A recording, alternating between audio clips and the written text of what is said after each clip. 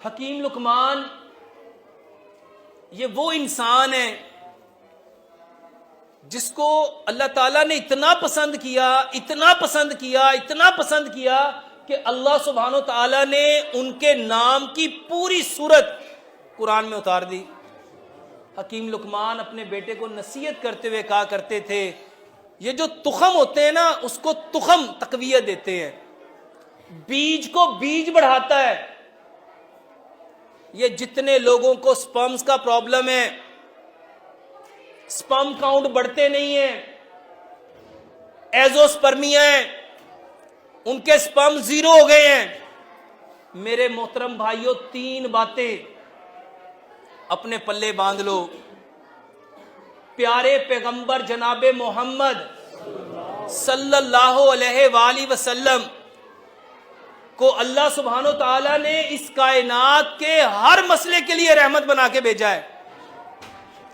جب ہر مسئلے کے لیے رحمت بنایا ہے تو یہ بھی ایک مسئلہ ہے، یہ بھی ایک تکلیف ہے، یہ بھی ایک بیماری ہے، چاہے اس کے اسباب کچھ بھی ہوں، ہماری نالائکیاں ہوں، ہماری غلطیاں ہوں، ہماری کوتاہیاں ہوں، ہماری لغزشیں ہوں، لیکن مسئلہ تو ہے نا۔ میرے محترم بھائیوں، سب سے پہلی بات 3 حالتیں، یہ پہلا حل ہے آپ لوگوں کا قیام، آپ لوگوں کا رکوع اور آپ لوگوں کا سجدہ۔ یہ جتنے لوگ جس کو ایزوسپرمیا ہو جائے، اس کے اندر سپرم ہے ہی نہیں، سپرم کاؤنٹ زیرو، جس کے سپرم کاؤنٹ بڑھتے ہی نہیں، قرآن میں میرے محترم بھائیوں اور بہنوں اس کا بہترین حل زکریہ علیہ السلام کی صورت میں اللہ تعالیٰ نے ہمیں بتلایا۔ میرے محترم بھائیوں، پہلی حالت آپ لوگوں کی نماز، اس میں قیام، اس میں رکوع اور اس میں سجدہ، یہ ایکول کر لو، یعنی جتنا آپ کا قیام ہو اتنا ہی رکوع کرنا ہے اور اتنا ہی سجدہ کرنا ہے۔ اور قیام کرنے کا جو بہترین طریقہ پیارے پیغمبر جناب محمد صلی اللہ علیہ وآلہ وسلم نے بتلایا، اپنی چھاتی کے مطابق پاؤں کھولو، اپنی چھاتی کے مطابق پاؤں کھولو، تاکہ آپ کے یہ جو ٹیسٹیز ہیں یہ آپ کی تھائی کے ساتھ ٹچ نہ ہو۔ اپنے پاؤں اپنی چھاتی کے مطابق کھولو، اور جب رکوع کرو تو میرے محترم بھائیوں آپ کی ساری ہڈیاں سیدھی ہونی چاہیے، آپ کی ٹانگوں کی ہڈیاں، آپ کے بازو کی ہڈیاں، آپ کی کمر کی ہڈیاں بالکل سٹریٹ، کہ اگر کوئی پیالہ پانی کا آپ کی کمر پہ رکھ دیا جائے تو وہ جھلکے نہ، وہ گرے نہ۔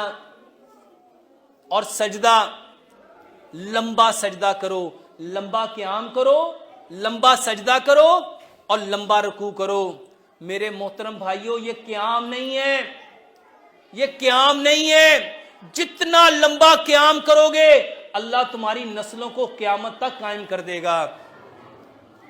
یہ قیام نہیں ہے، یہ آپ لوگوں کی نسل کو، میرے محترم بھائیوں، کمر کو پشت کہتے ہیں۔ کیا کہتے ہیں؟ اور میرے محترم بھائیوں، نسل کو بھی پشت کہتے ہیں، نسل کو پشت کہتے ہیں۔ اور آج ہماری پشت کمزور ہو گئی، ہماری پشت کمزور ہو گئی۔ اللہ تعالیٰ نے پیارے پیغمبر جناب محمد صلی اللہ علیہ وآلہ وسلم کے ذریعے ہماری پشت کو قائم کرنا ہے۔ اور پیارے پیغمبر جناب محمد صلی اللہ علیہ وآلہ وسلم رات کو کتنا لمبا قیام کرتے تھے، کتنا لمبا رکوع کرتے تھے اور کتنا لمبا سجدہ کرتے تھے۔